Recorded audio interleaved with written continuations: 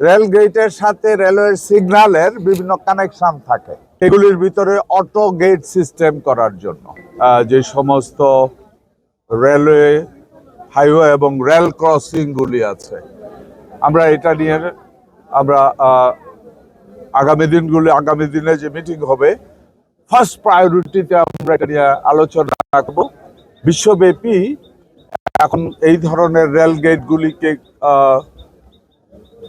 Auto সিস্টেমের ভিতরে নিয়ে আসা হয়েছে, যেখানে আজকে হয়তোবা আমাদের যে ওইখানে গেটম্যান ছিল, হয়তোবা গেটম্যানের অনুপস্থিত ছিল বলে এটা হয়েছে, কিন্তু ওই অটো রেল গেটগুলি নির্দিষ্ট একটা সীমানা ক্রস করার পরে রেলওয়ে, আপনারা জানেন রেল গেটের সাথে রেলওয়ের সিগন্যালের বিভিন্ন কানেকশন থাকে এবং এটা অটো করা সম্ভব।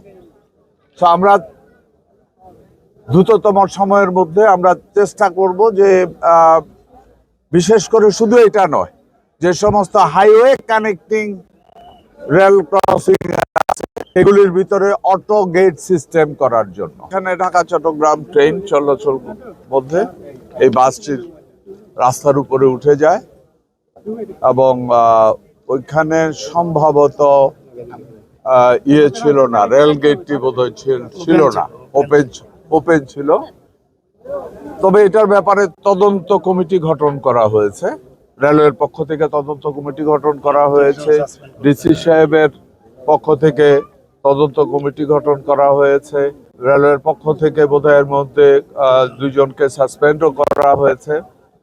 সো এই 2 ঘটনাটায় এই পর্যন্ত আমাদের কাছে যেই তুর্কিয়া আছে 12 জন নিহত হয়েছে, এর ভিতরে 6 জন পুরুষ, 3 জন মহিলা, 3 জন শিশু, এবং ঘটনাটা অত্যন্ত দুর্ভাগ্যজনক, অত্যন্ত দুঃখজনক। গ্লিটারের টুইন লেমন ও অ্যান্টিব্যাকটেরিয়াল ফর্মুলা বাসনকে চকচকে জীবাণুমুক্ত করে আমাদের দেয় গ্লিটার গ্যারান্টি।